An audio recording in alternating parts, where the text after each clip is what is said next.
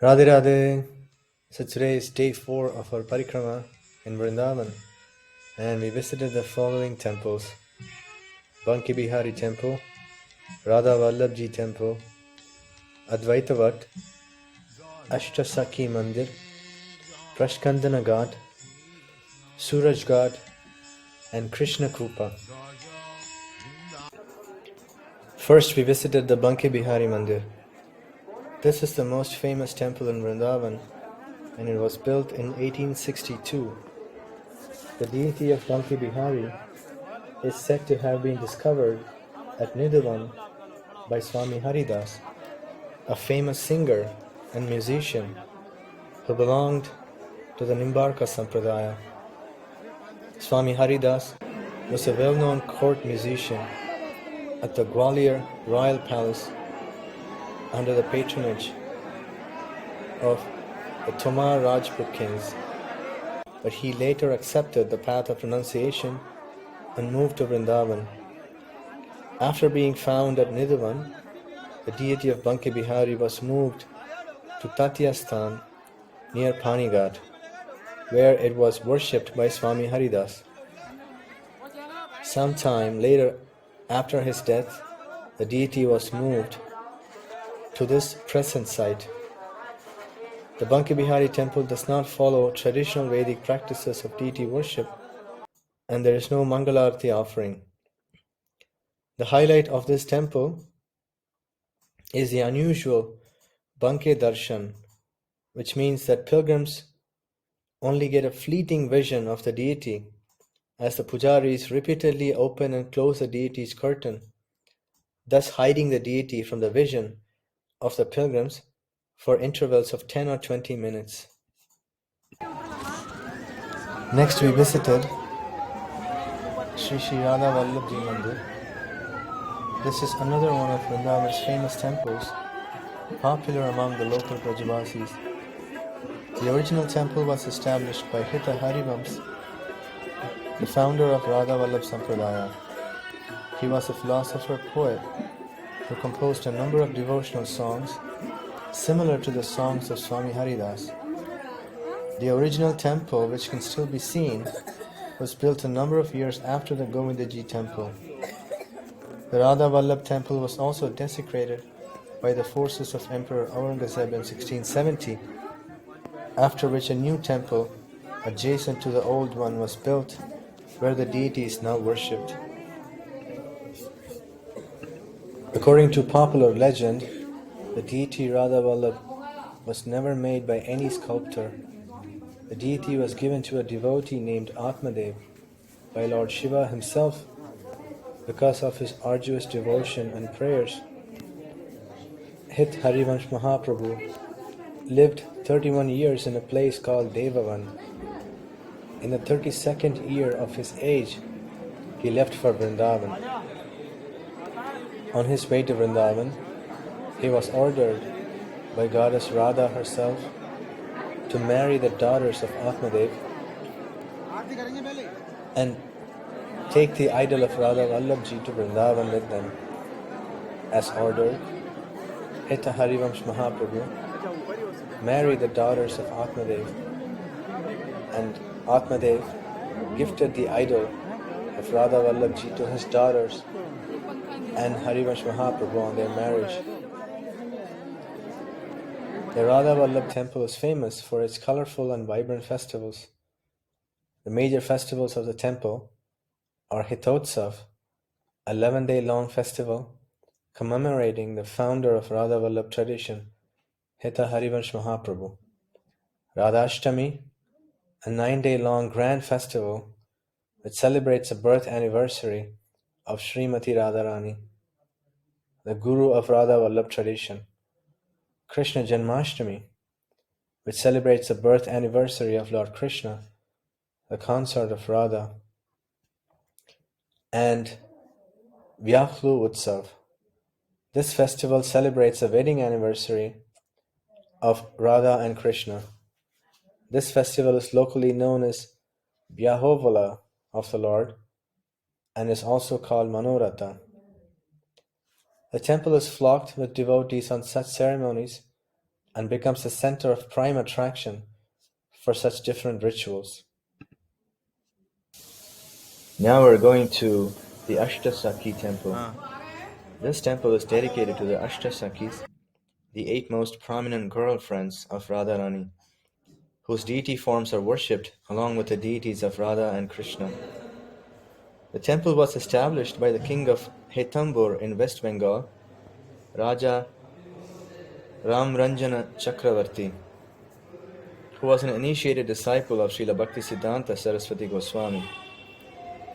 The king's devoted wife received a dream in which Lord Krishna appeared before her and requested the queen to build a temple for Radharani's dearmost friends, known as the Asta Sakhis, and thus the king built this temple here in Vrindavan.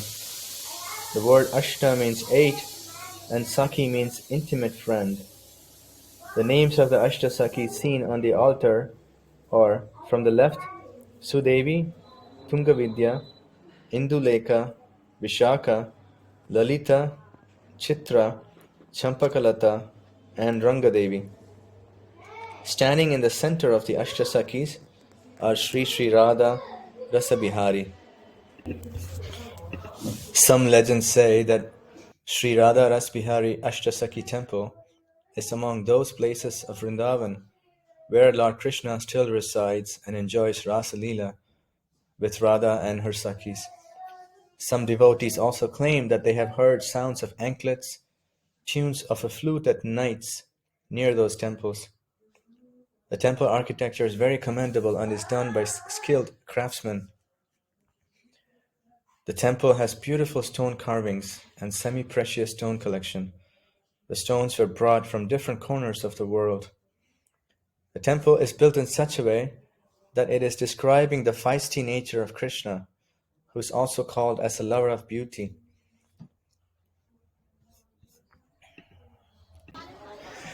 Next, we visited Advaita Vat. This is one of Vrindavan's famous banyan trees, Vata Vrksha, and the place where Advaita Acharya performed his bhajan during the period of his stay in Vrindavan. It is said that Advaita Acharya had the great opportunity to meet Srila Madhavendra Puri Goswami, who was at the time on pilgrimage to Vraja, and he took initiation from him here in Vrindavan in the year 1482, 4 years before the appearance of Lord Chaitanya Mahaprabhu. Beneath the same banyan tree, Advaita Acharya discovered the famous deity of Madan Mohan, also called Madan Gopal, that had been originally established by Vajranabh Maharaj 5,000 years earlier, but had been lost during the course of time. According to some, the deity discovered by Advaita Acharya was called Madan Gopal and was a different deity to Madan Mohan. But this is not accepted by research scholars who have concluded that Madan Gopal was another name of Madan Mohan.